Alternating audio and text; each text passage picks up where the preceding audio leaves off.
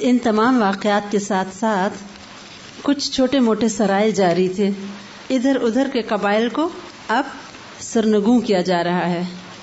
اور ایسے میں ہی ایک سریہ بہت اہم اور انٹرسٹنگ مجھے لگتا ہے، جس میں صحابہ کرام کا ایک بہت بڑا کردار سامنے آتا ہے، اور ساتھ یہ کہ عظمت کردار کی وجہ سے اللہ کی جو تائید آتی ہے اس کی مثال ہمیں اس سریہ میں ملتی ہے. یہ سریہ خبط کہلاتا ہے، خیبے توئے. یہ صلح حدیبیہ سے پہلے کا واقعہ 6 ہجری کا. حضرت جابر رضی اللہ تعالی عنہ فرماتے ہیں کہ آپ صلی اللہ علیہ وسلم نے 300 سواروں کا ایک لشکر روانہ کیا اور اس کا امیر ابو عبیدہ بن جراح رضی اللہ تعالی عنہ کو مقرر کیا. ساتھ کچھ تھیلی کھجور اور پانی دے دیا. یہ ساری فوج کا کھانا پینا اور راشن تھا. ہمیں کہا گیا کہ بحیرہ احمر کے قریب قریب ہم جائیں اور قریش کے قافلوں کا اور مختلف لوگوں کی حرکات و سکنات کی خبر نکال کے لائیں. کہتے ہیں کچھ دن تو وہ کھجوریں ہم کھاتے رہے. آخرکار وہ کھجوریں بہت کم پڑ گئیں تو ابو عبیدہ رضی اللہ تعالی عنہ صرف 2 کھجوریں ایک انسان کو سارے دن کے راشن کے طور پہ دیتے، اور کہتے ہیں ہم دیر تک اس گٹلی کو منہ میں ادھر ادھر گھماتے رہتے اور چوستے رہتے تاکہ ہمیں ایک طرح سے سیٹسفیکشن ملے کہ ہم کچھ کھا رہے ہیں. کہ آخر وہ ہوا کہ وہ 2 کھجوریں بھی ختم ہو گئی. اور کہتے تھے جتنا ہمیں دیتے تھے ابو عبیدہ رضی اللہ تعالیٰ عنہ خود بھی بالکل اتنا ہی کھاتے تھے. ایسے تو نہیں آپ صلی اللہ علیہ وسلم نے ان کو امین الامت کا لقب دیا تھا. اب وہ کھجوریں بھی ختم ہو گئیں تو کہتے ہیں نوبت یہ آئی کہ ہم نے پتے کھانا شروع کر دیے، اور پتے کھاتے کھاتے ہماری آنتوں پہ زخم پڑ گئے. اس لیے اس سریہ کا نام خبط پڑا، کیونکہ یہ جھاڑے جانے والے پتوں کو کہا جاتا ہے، چونکہ انہوں نے پتے کھائے تھے اس میں بہت دن. پھر اللہ تعالیٰ کو مسلمانوں کا یہ صبر، استقامت اور ہمت پسند آئی اور غیب سے ان کی مدد ہوئی. اچانک کہتے ہیں ایک ساحل پہ ہم نے دیکھا تو بہت بڑی ایک مچھلی پڑی ہوئی تھی، جس کو سمندر کی لہروں نے پھینک دیا ساحل پہ، اور اس مچھلی کا نام انہوں نے امبر ڈال دیا. کہتے ہیں ہم 17 یا 18 دن 300 لوگ مسلسل اس کا گوشت کاٹ کاٹ کے کھاتے رہے اور وہ گوشت ختم نہ ہوا. آخر ہم نے اس کا بہت سا گوشت کاٹ کے سکھا لیا اور ساتھ لے لیا مدینہ منورہ کی جانب. اور ایک اندازہ لگانے کے لیے کہ مچھلی کتنی بڑی ہے، ہم نے اس کی صرف ایک پسلی کھڑی کی، پسلی کی ہڈی کھڑی کی، اور اس کے نیچے سے سب سے اونچا جو اونٹ تھا اس پہ سب سے لمبے انسان کو بٹھایا تو وہ اس کی پسلی کے نیچے سے آرام سے گزر گیا. تو کوئی ویل ٹائپ کی کوئی مچھلی تھی. اور پھر وہ کہتے ہیں کہ ہم یہ گوشت لے کے مدینہ منورہ آئے، آپ صلی اللہ علیہ وسلم کو ہمیں سارا واقعہ سنایا تو آپ نے فرمایا ایک رزق ہے جو اللہ نے تمہارے لیے برآمد کیا تھا، اس کا گوشت تمہارے پاس ہو تو ہمیں بھی کھلاؤ. کتنی بے تکلفی ہے نا. اور کہا جا رہا اگر ہے تو ہمیں بھی دے دو. اور صحابہ کرام نے خوشی خوشی وہ گوشت آپ صلی اللہ علیہ وسلم کو پیش کیا. اسی اثناء میں ایک اور غزوہ پیش آیا جو غزوہ بنو مستلق کہلایا جاتا ہے. اس کو غزوہ مریسیع بھی کہا جاتا ہے. اب یہ 5 اور 6 ہجری کے درمیان کے سارے واقعات ہیں. کہیں کہیں آپ کو تھوڑا تھوڑا تاریخوں میں اختلاف ملے گا. ہوا یہ کہ آپ صلی اللہ علیہ وسلم کو اطلاع ملی اپنے جاسوسوں کے ذریعے کہ بنو المستلق کا سردار حارث آپ سے جنگ کرنے کے لیے اپنے قبیلے کے ساتھ کچھ دیگر عربوں کو ملا کے آ رہا ہے. آپ صلی اللہ علیہ وسلم نے معاملے کی تحقیق کے لیے ایک صحابی کو روانہ کیا. انہوں نے آ کے بتایا کہ واقعی تمام جو خبریں آ رہی ہیں یہ درست ہیں. آپ صلی اللہ علیہ وسلم کو جب اس خبر کی صحت کا یقین ہو گیا تو پھر آپ نے تیزی کے ساتھ ایک لشکر اپنے ہمراہ لیا اور آپ قبیلہ بنو مستلق کی طرف روانہ ہو گئے. آپ صلی اللہ علیہ وسلم کا اکثر طریقہ کار یہ ہوتا تھا کہ بجائے اس کے کہ دشمن ہمیں پالیں اور گھبرا دیں، ہم ان کو اچانک جا کے بوکھلا دیں. اور یہی وجہ بہت سے غزوات میں اچانک مسلمانوں کے پہنچ جانے کی وجہ سے دشمن گھبرا اٹھتے تھے اور مقابلہ کیے بغیر بھاگ جاتے تھے. یہاں بھی بالکل وہی صورتحال تھی. آپ صلی اللہ علیہ وسلم اپنے لشکر کو لیے روانہ ہوئے اور راستے میں ان کو حارث کا ایک جاسوس نما انسان ملا، اس کو بھی قتل کر دیا گیا. جب حارث کو یہ خبر ملی کہ آپ صلی اللہ علیہ وسلم تشریف لا رہے ہیں لشکر سمیت اور یہ کہ اس کا جاسوس بھی قتل کیا گیا تو وہ گھبرا اٹھا اور وہ فوراً ادھر ادھر پہاڑوں کی طرف بھاگ گیا. ایسے میں جب تک مسلمان وہاں پہنچے تو کوئی خاص مقابلے کی ضرورت نہ پڑی، اور جو چند لوگوں نے مدافعت کی بھی تو وہ کچھ تو مارے گئے مشرکین اور کچھ قید کر لیے گئے، ان کی عورتوں اور بچوں کو بھی قید کر لیا گیا، اور بہت سا مال اور مویشی بھی ہاتھ آیا۔ آپ صلی اللہ علیہ وسلم ان قیدیوں کو اور مال مویشیوں کو لیے جب واپس مدینہ منورہ لوٹے تو اب حارث کو یہ خواہش ہوئی کہ اپنے قیدیوں کو جا کے چھڑائے۔ اسی اثناء میں آپ صلی اللہ علیہ وسلم نے ان کی خواتین کو مسلمانوں میں دستور کے مطابق بانٹا۔ تو حارث کی ایک بیٹی تھی جویریہ، جس سردار کی بیٹی تھی۔ حضرت عائشہ رضی اللہ تعالی عنہا فرماتی ہیں کہ بہت ہی خوبصورت تھی اور گفتگو میں بھی بہت سلجھی ہوئی اور شائستہ تھی، بہت دیکھنے میں حسین اور گفتگو میں شیرین۔ کہتی ہیں انہوں نے یہ گوارا نہ کیا کہ وہ سردار کی بیٹی ہو کے ایک عام مسلمان کے پاس رہیں، لہذا انہوں نے اس صحابی کو کہا کہ مجھے موقع دو، اور اگر تم کچھ رقم چاہتے ہو تو میں تمہیں دینے کو تیار ہوں، تو مجھے آزاد کر دو۔ انہوں نے کہا ٹھیک ہے، تم مجھے اتنی دے دو رقم تو میں تمہیں آزاد کر دیتا ہوں۔ وہ آپ صلی اللہ علیہ وسلم کے پاس تشریف لائیں اور کہتے ہیں بہت مدلل گفتگو کی، اور کہا کہ میں سردار کی بیٹی ہوں اور میں نہیں اس طرح رہ سکتی، میں نے اس کے ساتھ معاملہ طے کیا ہے کہ اتنا مال لے کے مجھے چھوڑ دو۔ انہوں نے مجھے کہا ٹھیک ہے، لیکن اس وقت میں قید میں ہوں اور میرے پاس کچھ نہیں، اس لیے اگر مجھے موقع دیا جائے تو میں یہ رقم ادا کر دوں۔ تب آپ صلی اللہ علیہ وسلم نے ان کو پیشکش کی کہ آپ چاہیں تو میں یہ رقم دے کے آپ کو آزاد کروا سکتا ہوں، اور چاہیں تو میرے ساتھ نکاح کر لیں۔ اور وہ فرماتی تھی کہ میں چند ہی دن پہلے خواب دیکھ چکی تھی کہ ایک چاند آیا ہے اور میری گود میں آ گرا ہے۔ تو ان کے لیے بھی یہ خوشی کی بات تھی کہ عرب کے سردار اور پیغمبر ان سے شادی کر لیں، لہذا یہ نکاح بھی اسی غزوہ کے بعد پیش آیا۔ اور حضرت جویریہ رضی اللہ تعالی عنہا امہات المومنین میں سے ایک خاتون بنی اور ہماری ام المومنین ہیں۔ ادھر حارث نے چاہا کہ آ کے اپنے قیدیوں کو چھڑائے تو کچھ اونٹ اور دیگر سامان لے کے چلا۔ 2 اونٹ اس کے بہت ہی قیمتی اور اچھے تھے۔ مدینہ منورہ پہنچنے سے پہلے اس نے 2 اونٹوں کو ایک پہاڑ میں چھپا دیا کہ یہ نہیں دوں گا، اور باقی دے کے اپنے قیدیوں کو چھڑا لاؤں گا۔ آپ صلی اللہ علیہ وسلم کے پاس آیا اور کہا کہ یہ میری پیشکش ہے، آپ ہمارے قیدیوں کو آزاد کر دیں۔ آپ نے فرمایا وہ تو ٹھیک ہے، لیکن وہ جو 2 اونٹ تم پہاڑ میں چھپا آئے ہو پہاڑ کے پیچھے، ان کا کیا معاملہ ہے؟ اس پہ وہ مان گیا، کہنے لگا واقعی آپ اللہ کے رسول ہیں۔ یہ ایسی بات تھی کہ سوائے اس کے اور کسی کو نہیں پتا تھا، تو ظاہری بات ہے اللہ نے ہی خبر دی۔ ادھر مسلمانوں نے کہا کہ یہ جو تمام قیدی ہیں، جو کئی 100 قیدی تھے بنو مستلق کے، کہا کہ یہ اب آپ صلی اللہ علیہ وسلم کے سسرال والے ہیں، لہذا ان سب قیدیوں کو آزاد کر دیا گیا تھا۔ حضرت عائشہ رضی اللہ تعالی عنہا فرماتی تھی کہ میں نے حضرت جویریہ رضی اللہ تعالی عنہا سے زیادہ کسی خاتون کو اپنے قبیلے کے حق میں خوش بخت نہ پایا، یعنی ان کی وجہ سے سارے قبیلے والے آزاد ہو گئے۔ اس طرح ایک بہت بڑا قبیلہ آپ صلی اللہ علیہ وسلم کے اس رشتے کی وجہ سے آپ کے فیور میں ہو گیا۔ تو آپ صلی اللہ علیہ وسلم کی شادیوں کی بہت سی حکمتیں ہیں، ان میں سے ایک کی پولیٹیکل گین بھی بہت زیادہ ہوا تھا، مختلف قبائل کے ساتھ رشتہ ازدواج قائم کر کے۔ یہی غزوہ ہے جس کے دوران 3 انتہائی اہم واقعات پیش آئے تھے۔ اسی غزوہ میں حضرت عائشہ رضی اللہ تعالی عنہا آپ صلی اللہ علیہ وسلم کے ہمراہ تھیں، جیسے آپ صلی اللہ علیہ وسلم کا دستور ہوتا تھا کہ ازواج مطہرات کے درمیان قرعہ نکالا کرتے تھے کہ کون ساتھ جائے گا، اور حضرت عائشہ رضی اللہ تعالی عنہا کے نام قرعہ نکلا تھا، اور وہ بھی بہت زیب و زینت کا اہتمام کرتی تھیں آپ صلی اللہ علیہ وسلم کے لیے۔ تو انہوں نے اپنی بہن حضرت اسماء رضی اللہ تعالی عنہا سے ان کا ہار ادھار مانگ لیا تھا، اور اسی سفر کے دوران جاتے ہوئے وہ ہار کھو گیا تھا۔ وہ فرماتی ہے میں نے ٹٹولا اچانک تو ہار موجود نہیں تھا، رات ختم ہونے والی تھی، میں نے آپ صلی اللہ علیہ وسلم کو بتایا تو آپ نے تمام قافلے کو رکنے کا حکم دیا۔ سب لوگ اتر گئے، آپ صلی اللہ علیہ وسلم اترے اور میرے زانوں پہ سر رکھ کے سو گئے۔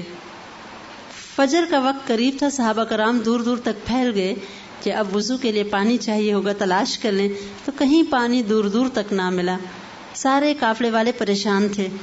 ایسے میں میرے والد ابو بکر رضی اللہ تعالیٰ عنہ آتے اور گھور کے مجھے دیکھتے، لیکن کچھ کہہ نہیں سکتے تھے کیونکہ آپ صلی اللہ علیہ وسلم میری گود میں سر رکھ کے سو رہے تھے۔ پھر کہتی ہیں وہ آتے اور انتہائی غصے سے مجھے گھورتے، اور آخر کار ان کا غصہ اتنا بڑھا کہ انگلی آ کے میری پسلی میں چبھونے لگے، اور مجھے تکلیف بھی ہوتی تھی لیکن میں ہلتی نہیں تھی کہ کہیں آپ صلی اللہ علیہ وسلم کی نیند نہ کھل جائے۔ اور آخر کار آپ صلی اللہ علیہ وسلم کی آنکھ کھلی، آپ مسکرا رہے تھے کیونکہ آیات تیمم نازل ہوئی مسلمانوں پہ، اور مسلمانوں کو اللہ نے یہ ایک مزید اپنے رحم و کرم سے نوازا کہ اگر پانی نہیں ہے یا کوئی اور ایسے جو دیگر مسائل ہیں جن میں تیمم کی اجازت ہے تو پھر پاک مٹی سے ہی تیمم کر لو۔ اسید بن حضیر رضی اللہ تعالیٰ عنہ نے کہا خوشی سے کہ اے آل ابو بکر، یہ کوئی تمہاری پہلی برکت تو نہیں؟ یعنی آل ابو بکر کی وجہ سے ہم پہ بہت سی برکتیں نازل ہوئیں، اور ان میں سے ایک برکت تیمم کی رخصت بھی ہے۔ یہی ہار دوبارہ کھویا واپسی پہ، اور وہ مشہور واقعہ افک ہے جو آپ سورہ نور میں پڑھ چکے ہوں گے یا غالباً پڑھیں گے۔ وہ کہتی ہیں کہ پھر میں حاجت کے لیے گئی، رات کا ہی وقت تھا، تو جب پلٹی ٹٹولا تو دیکھا ہار نہیں تھا۔ اب پہلی مرتبہ جب ہار کھویا تھا تو فرماتی تھی جب قافلہ روانگی کے لیے تیار ہوا اور میری اونٹنی اٹھی تو اونٹ کے نیچے ہی میرا ہار دبا ہوا تھا، تو وہ تو پہلے تو مل گیا، لیکن دوسری مرتبہ وہ ہار کھو گیا جب وہ حاجت کے لیے گئیں۔ وہ تیزی سے پلٹی کہ میں ابھی آ جاؤں گی اپنا ہار ڈھونڈ کے، لیکن جب تک پلٹی تھی تو قافلہ جا چکا تھا۔ اور بہت دیر بعد پیچھے سے ایک صحابی گزرے، انہوں نے ان کو دیکھا تو تیزی سے اپنے اونٹ پہ بٹھایا۔ صبح ہو چکی تھی، جب تک وہ قافلے والوں سے ملے تو منافقین نے اس معاملے کو ایک پورا ایشو بنا دیا تھا، اور وہ فضول الزامات لگائے تھے کہ واقع افک پیش آیا، اور کئی دن تک مدینہ منورہ میں ایک عجیب پریشانی کا عالم تھا۔ آخر کار اللہ تعالیٰ نے سورہ نور میں حضرت عائشہ رضی اللہ تعالیٰ عنہا کی برات اور پاک دامنی کے بارے میں جو آیات نازل کی تھی، اس کے بعد وہ سارا معاملہ سیٹل ہوا تھا۔ اور اسی غزوے کی واپسی پہ ایک اور اہم واقعہ پیش آیا تھا جس میں منافقین نے کھل کے اپنا رول ادا کیا اور اپنی منافقت کا کھلم کھلا اظہار کیا۔ حضرت عمر رضی اللہ تعالیٰ عنہ کا ایک غلام پانی بھرنے گیا، اتنے میں انصار کی طرف سے بھی ایک شخص پانی بھرنے آیا۔ پانی بھرنے پر دونوں کی آپس میں لڑائی ہو گئی۔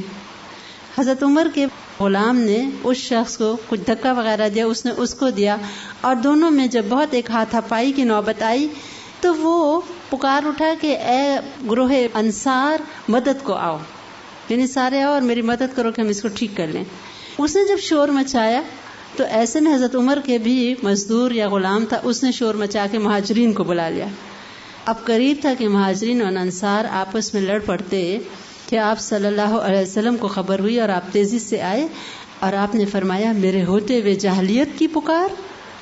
جب آپ صلی اللہ علیہ وسلم کو آتے دیکھا لوگوں نے تو وہ معاملہ ٹھنڈا ہو گیا، لیکن عبداللہ بن ابی نے اس معاملے کو بہت اچھالا اور آپس میں اپنے لوگوں کو ملا کے کہنے لگا کہ یہ تو وہی بات ہوئی کہ اپنے ہی کتے کو کھلا پلا کے مضبوط کرو کہ کل کو وہ تمہیں ہی پھاڑ کھائے، اور تم لوگوں نے اپنے مال دے دے کے ان کو پالا ہے، یعنی مہاجرین کی طرف اشارہ تھا، اور آج دیکھو یہ تم ہی لوگوں پہ حملہ کرنے کے لیے اٹھ کھڑے ہوئے۔ اور پھر قسم کھا کے کہا کہ مدینہ منورہ پہنچتے ہی وہاں کا سب سے معزز انسان وہاں کے سب سے ذلیل انسان کو نکال دے گا۔ نعوذ باللہ مراد یہ تھی کہ میں مدینہ منورہ پہنچتے ہی آپ صلی اللہ علیہ وسلم کو وہاں سے نکال دوں گا۔ ایسے کہ میں ایک چھوٹے صحابی تھے حضرت زید رضی اللہ تعالی عنہ، وہ ابھی ینگ لڑکے تھے، ان کو یہ باتیں انہوں نے خود اپنے کانوں سے سنی تھی، ان کو بہت تکلیف ہوئی اور انہوں نے آپ صلی اللہ علیہ وسلم کو آ کے ساری بات سنا دی۔ ایسے میں جب عبداللہ بن ابی کو پتہ چلا تو وہ آ کے قسمیں کھانے لگا اور آپ صلی اللہ علیہ وسلم کو کہنے لگا کہ نہیں نہیں یہ تو جھوٹ ہے اور یہ غلط بیان ہے اور لڑکا غلط کہتا ہے۔ ایسے میں کچھ اور لوگوں نے بھی کہا ہاں ینگ ہے، ہو سکتا ہے اس کو کوئی غلط فہمی ہو گئی ہو۔ ایسے میں وہ صحابی کہتے ہیں میں اتنا رنجیدہ ہوا، اب مجھے اتنا غم پہنچا کہ میں زندگی میں کبھی اتنا غمگین نہیں تھا کہ یعنی میں نے سب سے سچی بات بتائی اور میں ہی جھوٹا بنا دیا گیا۔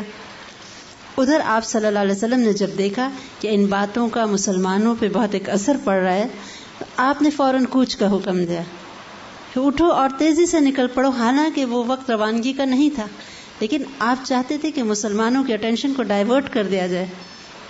اور ایک رفٹ کو اس وقت ہوا نہ دی جائے. لہذا قافلہ روانہ ہو گیا اور جب مدینہ منورہ کے قریب پہنچے اور حضرت عمر رضی اللہ تعالیٰ عنہ آپ صلی اللہ علیہ وسلم کو کہتے تھے کہ اللہ کے رسول صلی اللہ علیہ وسلم عباد بن بشر کو حکم دیجئے کہ عبداللہ بن ابی کا سر اڑا دے. یعنی اس نے اتنی ذلیل بات کہی آپ کے بارے میں، لیکن آپ نے فرمایا تھا کہ نہیں عمر، لوگ کیا کہیں گے کہ یہ اپنے ہی آدمیوں کو قتل کرتا ہے. وہی بات کہ کیوں عبداللہ بن ابی کو نہیں کچھ کہا جا رہا تھا، تاکہ کوئی یہ نہ کہے کہ یہ تو ہیں ہی لڑنے والے لوگ، دیکھو اپنوں کو بھی مار رہے ہیں اور غیروں کے ساتھ بھی لڑ رہے ہیں. اور اس کا بہت فائدہ ہوا اس صبر کا. جب یہ لوگ مدینہ منورہ پہنچے تو عبداللہ بن ابی کا اپنا ہی بیٹا جو کہ بہت صحیح مسلمان تھے وہ کھڑے ہو گئے اور اپنے باپ کا راستہ روک کے کہنے لگے کہ تمہیں میں مدینہ میں نہیں جانے دوں گا، میں خود اپنے ہاتھ سے مار دوں گا کہ تم نے آپ صلی اللہ علیہ وسلم کے بارے میں یہ الفاظ کہے. تب تمہیں پتہ چل جائے گا کہ کون مدینہ کا سب سے ذلیل انسان ہے. تب آپ صلی اللہ علیہ وسلم نے کہا کہ عمر دیکھا، یعنی جو میری حکمت کی، خاموشی کی، صبر کی، اس کا فائدہ دیکھ لو کہ آج اس کا اپنا بیٹا اس کو قتل کرنا چاہتا ہے. اگر وہ کچھ کر بھی دیتا تو مسلمانوں پہ اب کوئی الزام نہ آتا. اور پھر یہی عبداللہ بن ابی تھا کہ جب مر گیا تو آپ صلی اللہ علیہ وسلم کے پاس ان کے بیٹے آئے تو آپ نے اپنا کرتا عطا کر دیا تھا کفن کے لیے.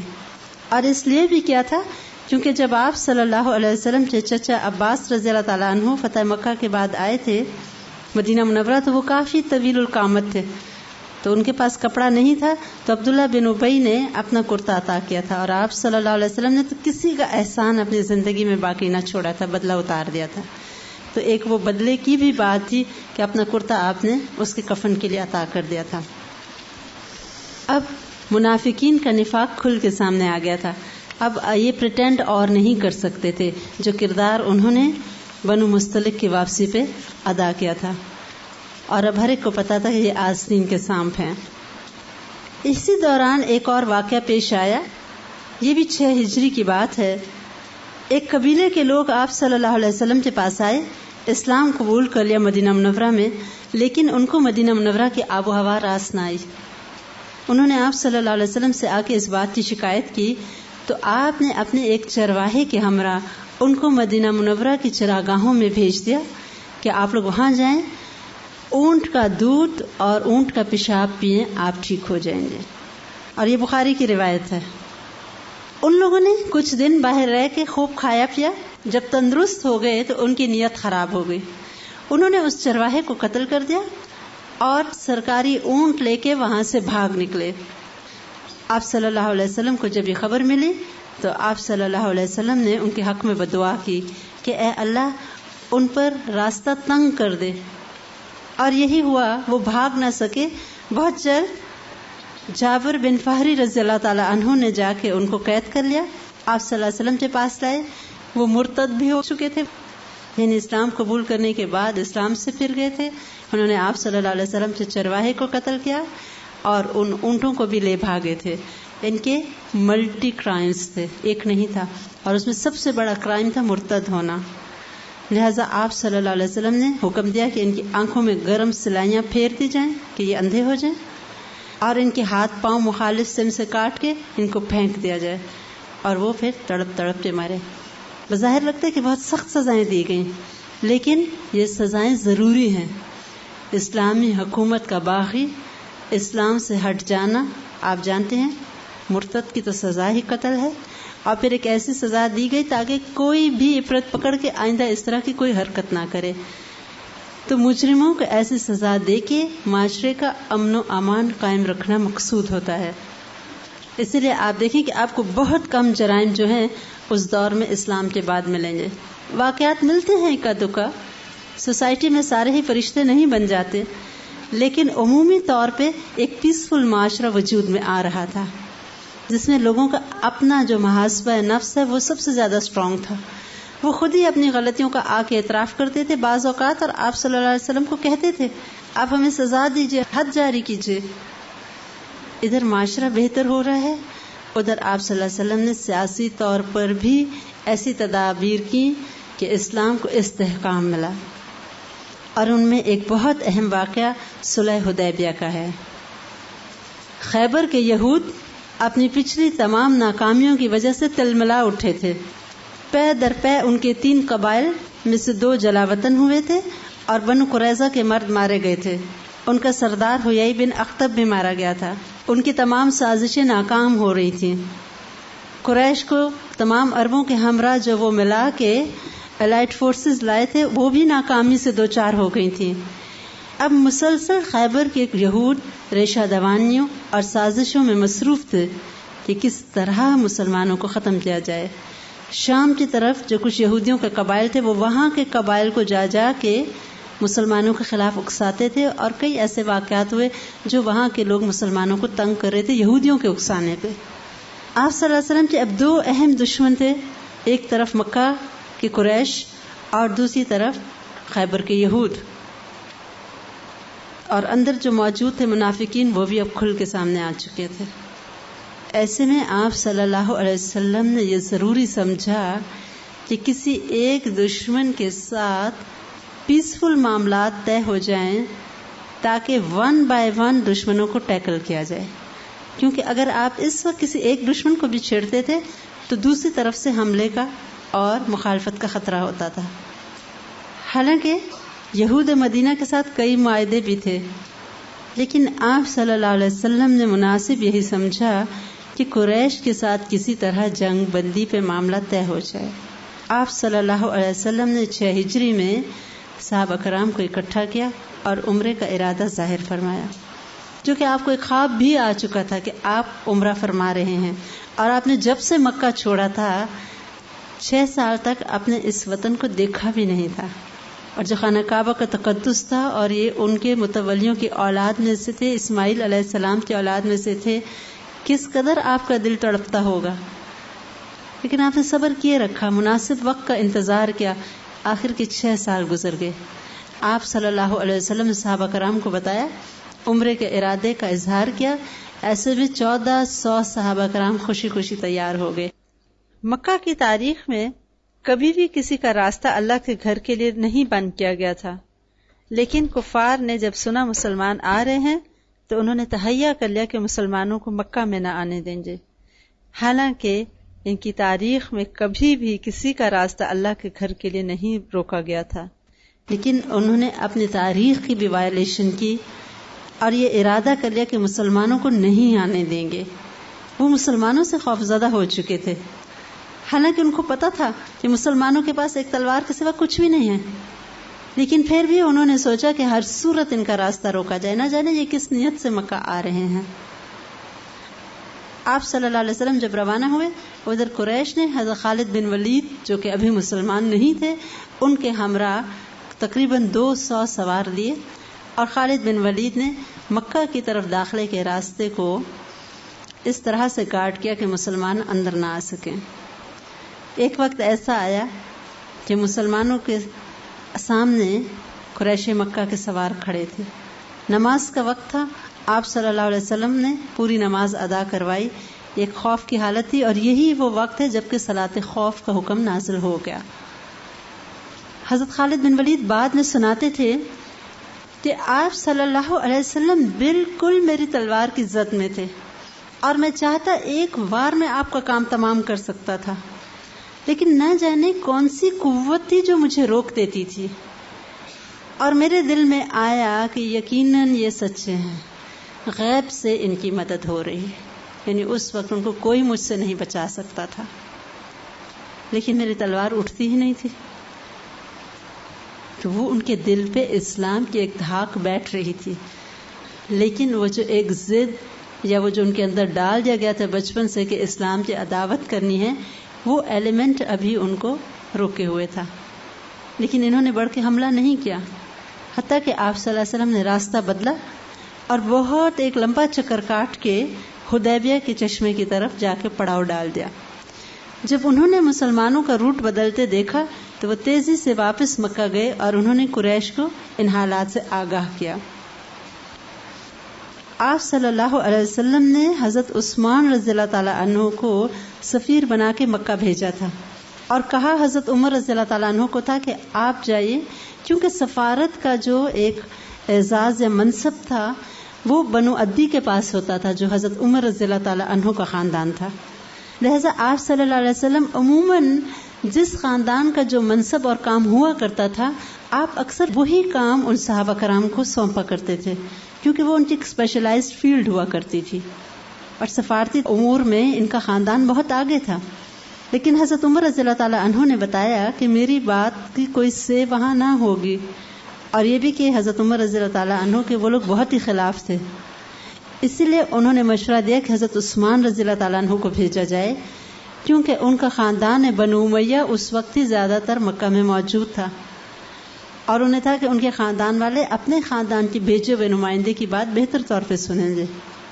حضرت عثمان رضی اللہ تعالیٰ عنہ گئے تو تھے یہ کہنے کہ مسلمانوں کو عمرہ کرنے دیا جائے، لیکن افواہ یہ اڑ گئی تھی کہ حضرت عثمان رضی اللہ تعالیٰ عنہ کو شہید کر دیا گیا ہے. مسلمانوں میں شدید غم اور اضطراب کی ایک لہر دوڑ گئی تھی. ایسے میں آپ صلی اللہ علیہ وسلم نے ایک درخت کے نیچے بیٹھ کے کہا تھا، کون ہے جو عثمان کی موت کے خلاف جنگ کرنے پر میرے ہاتھ پر بیعت کرتا ہے؟ یعنی یہ بیعت کرتا ہے کہ مر جائیں گے لیکن جنگ کرتے رہیں گے حضرت عثمان رضی اللہ تعالیٰ عنہ کا بدلہ لینے. آپ صلی اللہ علیہ وسلم درخت کے نیچے بیٹھے اور ایک صحابی نے جن کا نام حضرت معقل بن یسار رضی اللہ تعالیٰ عنہ تھا اس درخت کی کچھ ٹہنیاں آپ کے اوپر سے ہٹائی ہوئی تھی تاکہ آپ کو وہ ٹہنیاں بودر نہ کریں. صحابہ کرام ایک کے بعد ایک آتے آپ صلی اللہ علیہ وسلم کے ہاتھ پہ بیعت کرتے تھے. ایسے میں حضرت عمر رضی اللہ تعالیٰ عنہ ابھی اپنے خیمے میں تھے اور اپنے بیٹے عبداللہ بن عمر رضی اللہ تعالیٰ عنہ کو بھیجا کہ آپ جائیں مجھے فلاں فلاں سے کچھ چیز لا دیں.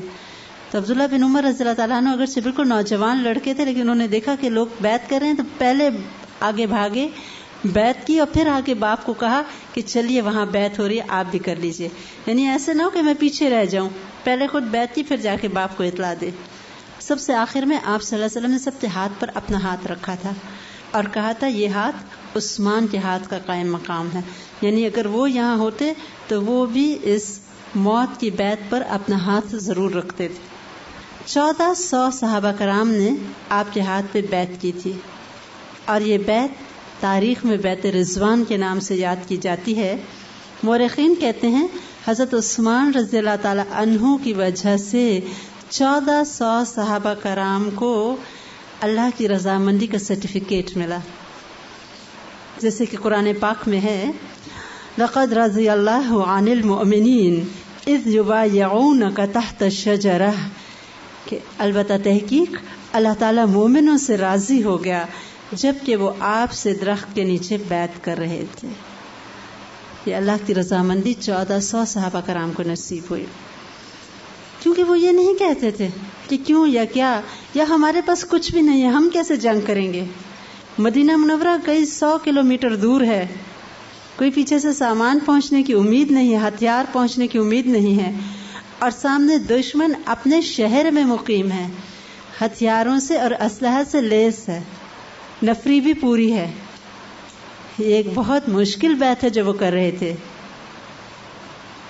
لیکن وہ کہتے ہیں انگلش کی پروورب ہے it's not to question why it's but to do and die. یہی وہ کرتے تھے، پوچھتے نہیں تھے کیوں یا کیا، بس ایک ہی بات تھی it's but to do and die. مر جائیں گے کیونکہ آپ کا حکم ہے، لیکن کرنا وہ ہے جو آپ کہہ رہے ہیں. قریش نے آپ صلی اللہ علیہ وسلم کے پاس مختلف لوگوں کو بھیجا گفت و شنید کے لیے. آپ صلی اللہ علیہ وسلم نے ان کے تمام قاصدوں کو یہی کہا کہ ہمارا کسی جنگ کا ارادہ نہیں ہے، ہم صرف اللہ کے گھر کا طواف کرنے آئے ہیں، عمرہ کرنے آئے ہیں اور عمرہ کر کے چلے جائیں گے، اور ہم چاہتے ہیں کہ قریش کا اور ہمارا صلح کا کوئی معاہدہ ہو جائے. آپ کی باتیں اچھی تھیں، اسی لیے جو بھی ان کا قاصد آتا تھا وہ واپس جا کے یہی کہتا تھا کہ محمد صلی اللہ علیہ وسلم کی باتیں مناسب ہیں اور مان لینی چاہیے. لیکن قریش کی ضد اور ہٹ دھرمی کسی صورت مان کے نہیں دیتے تھے. انہیں میں عروہ بن مسعود آئے ایک مرتبہ قریش کی طرف سے، اور انہوں نے آپ صلی اللہ علیہ وسلم کے ساتھ گفت و شنید کی تو بات کے دوران بار بار وہ آپ کی داڑھی پہ ہاتھ رکھ لیتے. ایسے میں مغیرہ بن شعبہ رضی اللہ تعالیٰ عنہ آپ صلی اللہ علیہ وسلم کے قریب کھڑے تھے. جو وہ داڑھی پہ ہاتھ رکھتے کہتے تھے ہاتھ ہٹاؤ, اور فوراً اپنی تلوار پہ مارتے تھے کہ ہاتھ ہٹاؤ ورنہ ابھی میں تمہارا کام تمام کر دیتا ہوں. حالانکہ وہ ان کے رشتے میں چچا لگتے تھے. اور انہوں نے آنکھ اٹھا کے دیکھا, کہنے کہ یہ تم ہو, یعنی تم اور میرے خلاف اس طرح بول رہے ہو. لیکن ان لوگوں کو کسی رشتے کی پرواہ نہیں ہوتی تھی, صرف آپ صلی اللہ علیہ وسلم سے سچی محبت. آخرکار بار بار یہ مصالحاتی گفتگو ہوتی رہی اور قریش اس بات پہ راضی ہو گئے کہ مسلمانوں کے ساتھ ایک معاہدے پہ دستخط کر دیے جائیں. ایسے میں ایک مرتبہ صلح سے پہلے رات کے وقت انہوں نے کوشش کی کہ جب مسلمان عین غفلت میں ہوں ان پہ حملہ کر کے ان کو ختم کر دیا جائے. ان کے 80 کے قریب رات کے وقت اچانک آئے اور انہوں نے حملہ کیا. مسلمان کبھی بھی غافل نہیں ہوتے تھے, ان کے سب لوگ پکڑے گئے, لیکن آپ صلی اللہ علیہ وسلم نے ان سب کے ساتھ حسن سلوک کرتے ہوئے ان کو آزاد کر دیا تھا. اور یہ ایک مزید قدم آپ نے آگے بڑھایا قریش کے دل کو نرم کرنے کے لیے, کیونکہ آپ جو سلوک چاہتے ان کے ساتھ کر سکتے تھے. لیکن اس وقت آپ صلی اللہ علیہ وسلم کسی جنگ چھیڑنے کے ارادے سے نہیں آئے ہوئے تھے. آپ کی پوری کوشش تھی کہ ایک مفاہمت ہو, مصالحت ہو, تاکہ کچھ عرصہ قریش کی طرف سے جنگ بندی رہے اور مسلمان باقی دشمنوں کے ساتھ معاملات کر سکیں ٹھیک اپنے.